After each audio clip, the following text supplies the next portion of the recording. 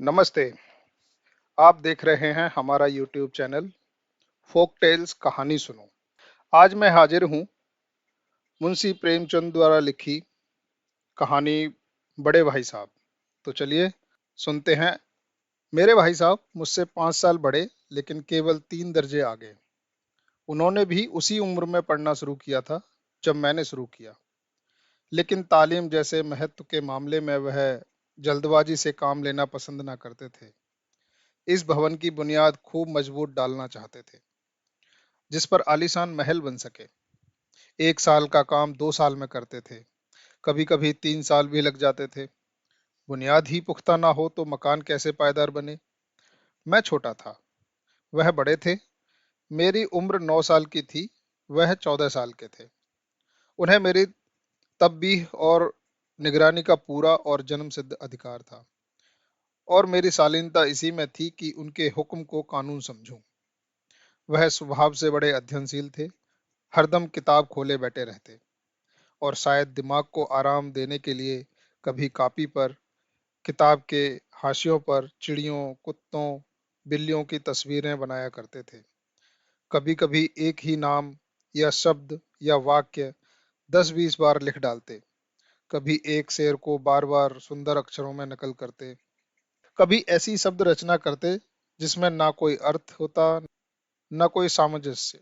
मसलन एक बार उनकी कॉपी पर मैंने एक इबारत देखी, स्पेशल, अमीना, भाइयों बहनों, दरअसल, भाई भाई, राधे श्याम, श्रीयुक्त राधे श्याम। 1 घंटे तक इसके बाद एक आदमी का चेहरा बना हुआ था।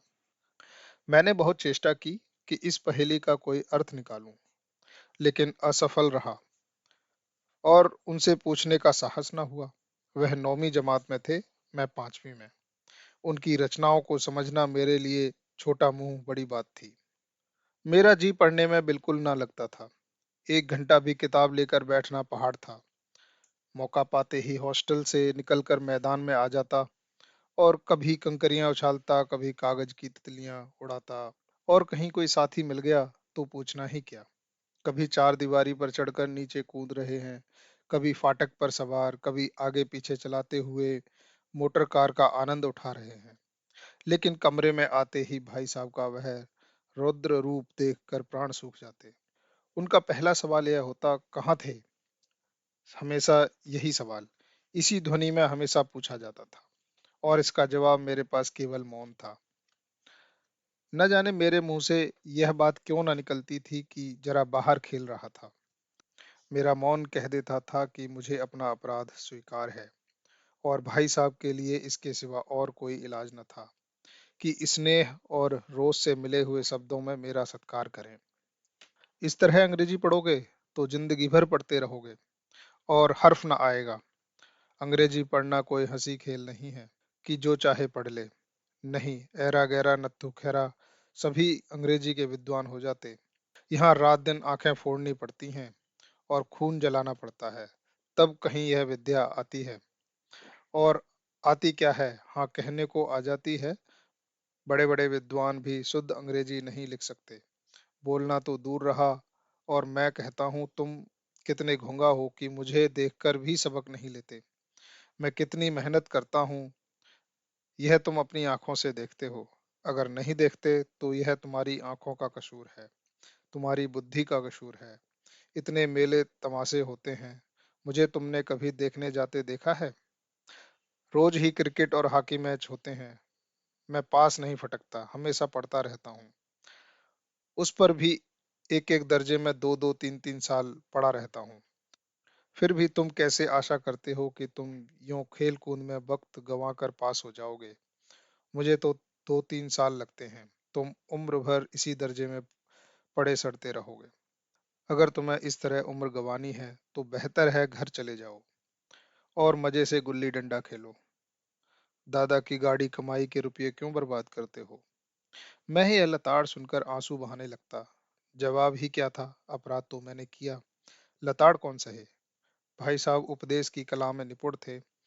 ऐसी ऐसी लगती बातें कहते, ऐसे ऐसे सूक्त बाण चलाते कि मेरे जिगर के टुकड़े टुकड़े हो जाते और हिम्मत टूट जाती। इस तरह जान तोड़कर मेहनत करने की शक्ति मैं अपने में ना पाता था। और उस निराशा में जरा देर के लिए मैं सोचने लगता, क्यों ना घर चला जाऊं। जो काम मेरे बूते के बाहर है, उसमें हाथ डालकर क्यों अपनी जिंदगी खराब करूं। मुझे अपना मूर्ख रहना मंजूर था, लेकिन उतनी मेहनत से मुझे तो चक्कर आ जाता था। लेकिन घंटे 2 घंटे के बाद निराशा के बादल फट जाते और मैं इरादा करता कि आगे से खूब जी लगाकर पढ़ूंगा। चटपट एक टाइम टेबल बना डालता, बिना पहले से नक्शा बनाए कोई स्कीम तैयार किए काम कैसे शुरू करूं। टाइम टेबल में खेल कूद की मद बिल्कुल उड़ जाती। प्रातःकाल 6 बजे उठना, मुंह हाथ धो नाश्ता कर पढ़ने बैठ जाना। 6 से 8 तक अंग्रेजी, 8 से 9 तक हिसाब, 9 से 9:30 तक इतिहास, फिर भोजन और स्कूल। 3:30 बजे स्कूल से वापस होकर आधा घंटा आराम, 4 से 5 तक भूगोल, 5 से 6 तक ग्रामर, आधा घंटा हॉस्टल के सामने ही टहलना, 6:30 से 7 तक अंग्रेजी कंपोजिशन, फिर भोजन करके 8 से 9 तक अनुवाद, 9 से 10 तक हिंदी, 10 से 11 तक विविध विषय, फिर विश्राम। मगर टाइम टेबल बना लेना एक बात है, उस पर अमल करना दूसरी बात। पहले ही दिन उसकी अवहेलना शुरू हो जाती।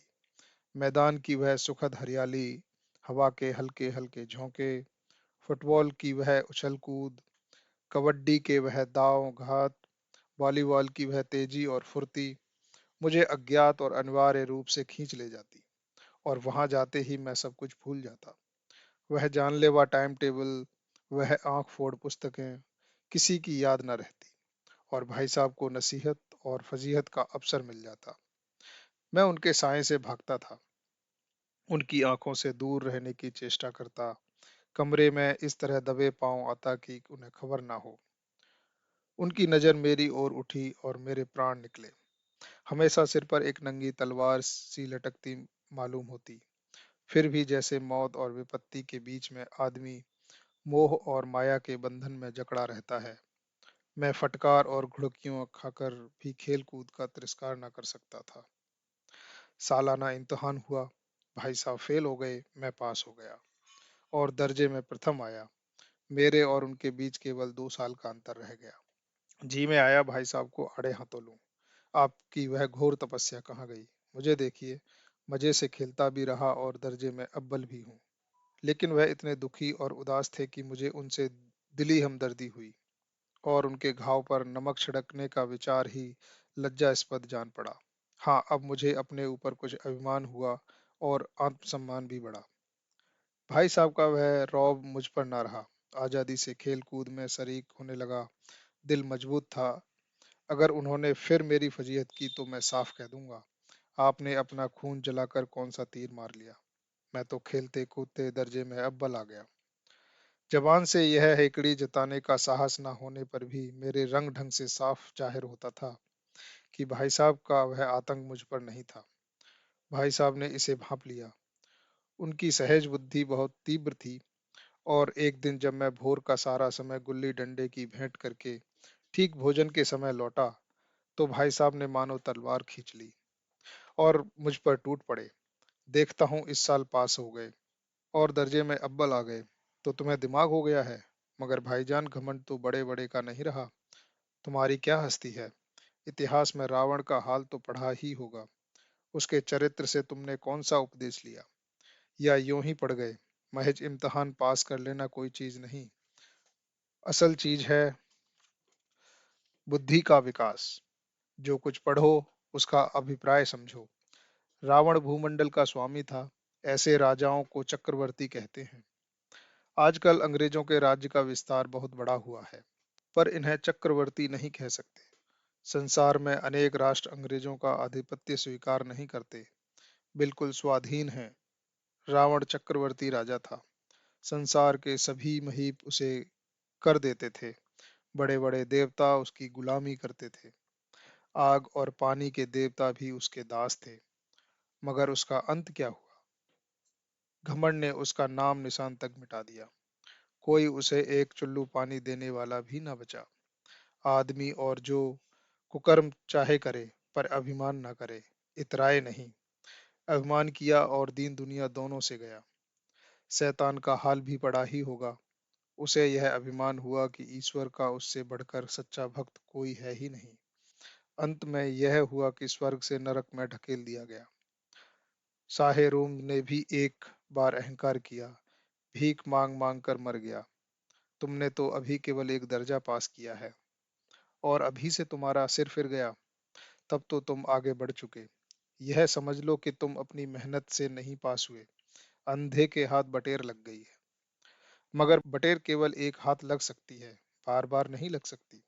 कभी कभी गुल्ली डंडे में भी अंधा चोट निशाना पड़ जाता है। इससे कोई सफल खिलाड़ी नहीं हो जाता। सफल खिलाड़ी वह है जिसका कोई निशाना खाली न जाए। मेरे फेल होने पर मत जाओ। मेरे दर्जे में आओगे तो दांतों पसीना आ जाएगा। जब अलजबरा और ज्योमेट्री के लोहे के चने चबाने पड़ेंगे और इंग्लिस्तान का इतिहास पढ़ना पड़ेगा। बादशाहों के नाम याद रखना आसान नहीं। आठ आठ हेनरी हो गुजरे हैं। कौन सा कांड किस हेनरी के समय में हुआ, क्या यह याद कर लेना आसान समझते हो? हेनरी सातवें की जगह हेनरी आठवां लिखा और सब नंबर गायब। सफाचट। सिफर भी ना मिलेगा। सिफर भी हो किस ख्याल में? दर्जनों तो जेम्स हुए हैं, दर्जनों विलियम, कोड़ियों चार्ल्स। दिमाग चक्कर खाने लगता है, अंधी रोग हो जाता है। इन अभागों को नाम भी न जुड़ते थे। एक ही नाम के पीछे दोयम सोयम चहारुम पंचुम लगाते चले गए। मुझसे पूछते तो 10 लाख नाम बता देता। और ज्योमेट्री तो बस खुदा ही पना। आ बा जा की जगह आ जा बा लिख दिया और सारे नंबर कट गए। कोई इन निर्दयी मुमतहिनों से नहीं पूछता कि आखिर आ बा जा और आ जा बा में क्या फर्क है, और व्यर्थ की बात के लिए क्यों छात्रों का खून करते हो। दाल भात रोटी खाई या भात दाल रोटी खाई, इसमें क्या रखा है? मगर इन परीक्षकों को क्या परवाह। वह तो वही देखते हैं जो पुस्तक में लिखा है। चाहते हैं कि लड़के अक्षर अक्षर रट डालें, और इसी रटंत का नाम सच्चा रख जोड़ा है। और आखिर इन बेसिर पैर की बातों के पढ़ने से फायदा। इस रेखा पर वह लंबा गिरा दो तो आधार लंब से दुगना होगा। पूछिए इस प्रयोजन। दुगना नहीं चौगुना हो जाए या आधा ही रहे मेरी बला से, लेकिन परीक्षा में पास होना है तो यह सब खुरापात याद करनी पड़ेगी। कह दिया, समय की पाबंदी पर एक निबंध लिखो जो 4 पन्नों से कम ना हो। अब आप कॉपी सामने खोलें, कलम हाथ में लिए इसके नाम को रोइए। कौन नहीं जानता कि समय की पाबंदी बहुत अच्छी बात है।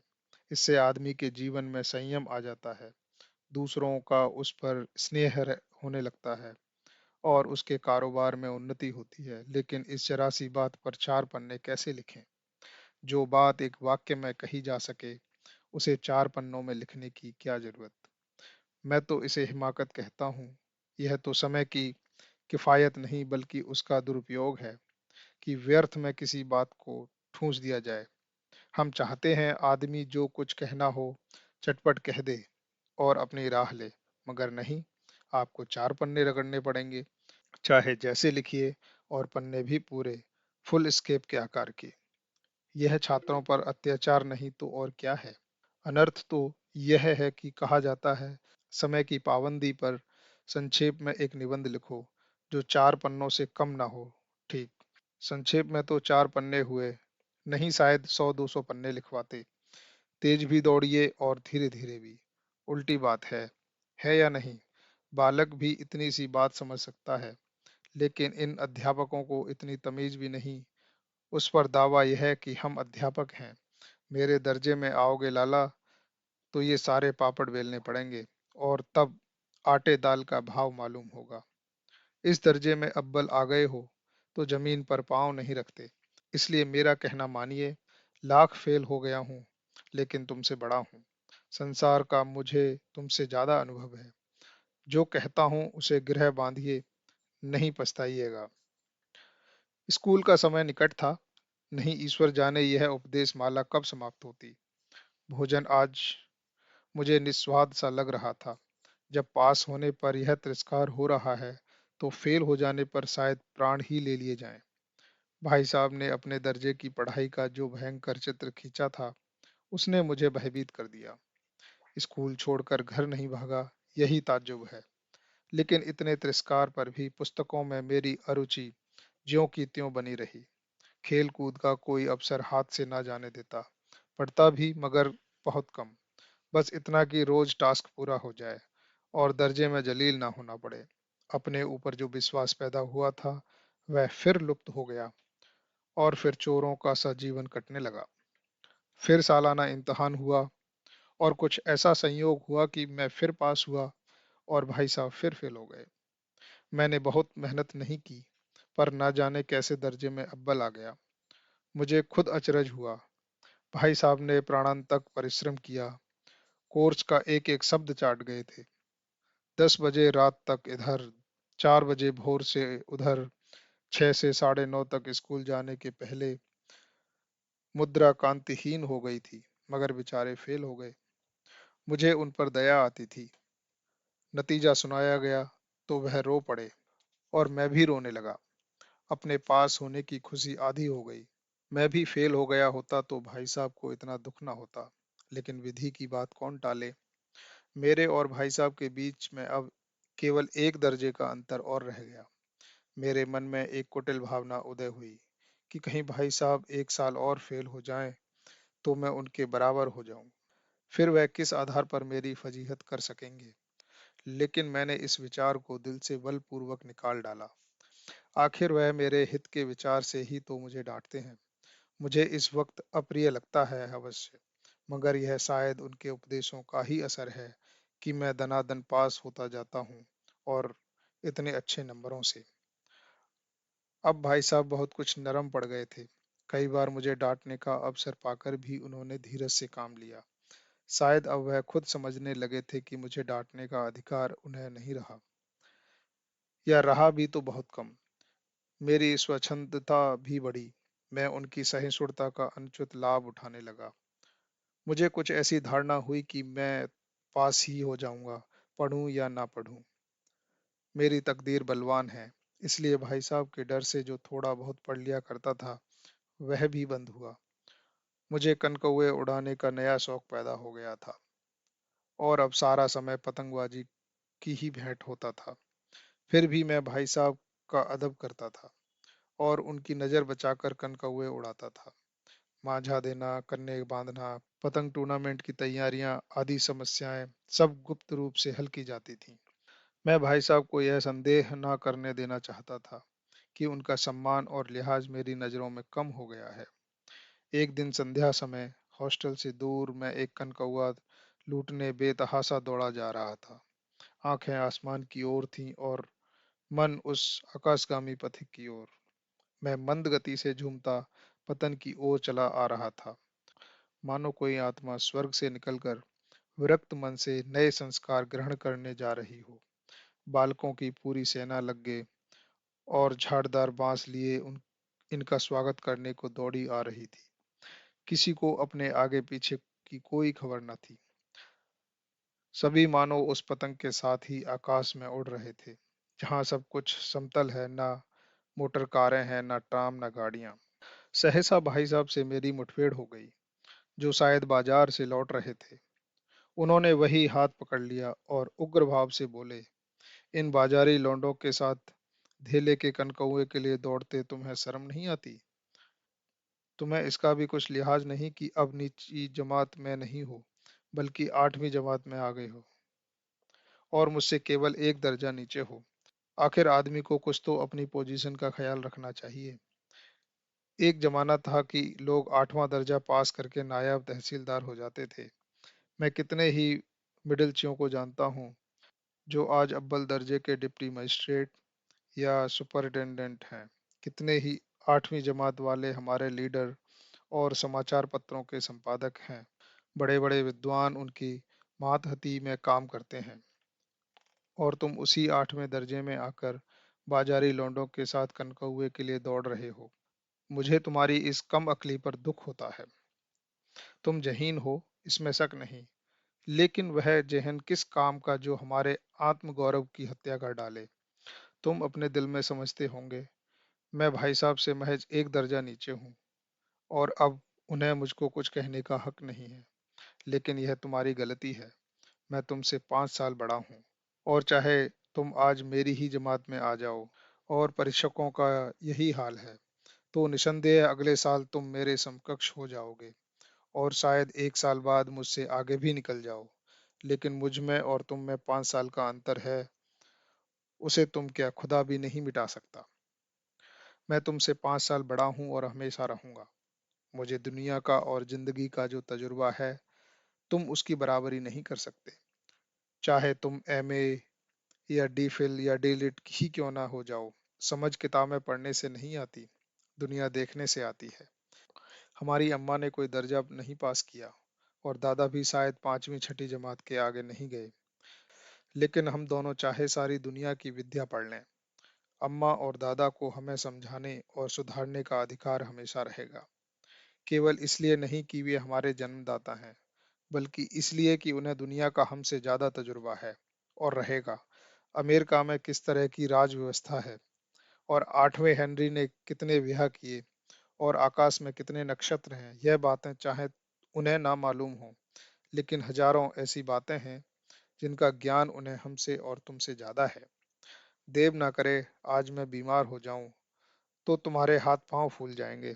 दादा को तार देने के सिवा तुम्हें और कुछ ना सूझेगा, लेकिन तुम्हारी जगह दादा हो तो किसी को तार ना दें, न घबराएं न बदहवास हों। पहले खुद मर्ज पहचान कर इलाज करेंगे, उसमें सफल ना हुए तो किसी डॉक्टर को बुलाएंगे। बीमारी तो खैर बड़ी चीज है, हम तुम जो इतना भी नहीं जानते कि महीने भर का खर्च महीना भर कैसे चले। जो कुछ दादा भेजते हैं उसे हम 20-22 तक खर्च कर डालते हैं और फिर पैसे पैसे को मोहताज हो जाते हैं। नाश्ता बंद हो जाता है, धोबी और नाई से मुंह चुराने लगते हैं। लेकिन जितना आज हम और तुम खर्च कर रहे हैं, उसके आधे में दादा ने अपनी उम्र का बड़ा भाग इज्जत और नेकनामी के साथ निभाया है और कुटुंब का पालन किया है, जिसमें सब मिलकर 9 आदमी थे। अपने हेडमास्टर साहब ही को देखो, एमए हैं कि नहीं, और यहाँ के एमए नहीं, ऑक्सफोर्ड के। 1,000 रुपये पाते हैं, लेकिन उनके घर का इंतजाम कौन करता है? उनकी बूढ़ी माँ। हेडमास्टर साहब की डिग्री यहाँ बेकार हो गई। पहले खुद घर का इंतजाम करते थे, खर्च पूरा ना पड़ता था, कर्जदार रहते थे। जब से उनकी माताजी ने प्रबंध अपने हाथ में लिया है, जैसे घर में लक्ष्मी आ गई है। तो भाईजान, यह गुरूर दिल से निकाल डालो कि तुम मेरे समीप आ गए हो और अब स्वतंत्र हो। मेरे देखते तुम बेराह ना चलने पाओगे। अगर तुम यो ना मानोगे तो मैं थप्पड़ दिखाकर इसका प्रयोग भी कर सकता हूँ। मैं जानता हूँ तुम्हें मेरी बातें जहर लग रही हैं।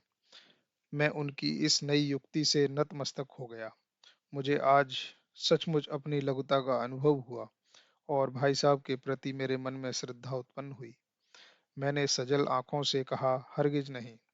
आप जो कुछ फरमा रहे हैं वह बिल्कुल सच है और आपको यह कहने का अधिकार है। भाई साहब ने मुझे गले लगा लिया और बोले, मैं कनकौए उड़ाने को मना नहीं करता, मेरा भी जी ललचाता है, लेकिन क्या करूं? खुद बेराह चलूं तो तुम्हारी रक्षा कैसे करूं? यह कर्तव्य भी तो मेरे सिर है।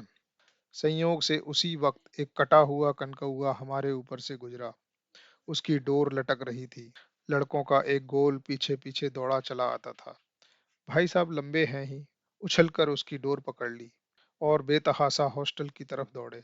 मैं भी पीछे पीछे दौड़ रहा था। उम्मीद करता हूँ ये कहानी आपको पसंद आई होगी। ऐसी ही और कहानियों को सुनने के लिए हमारे चैनल को सब्सक्राइब कीजिए। मिलते हैं अगले वीडियो में एक नई कहानी के साथ। धन्यवाद।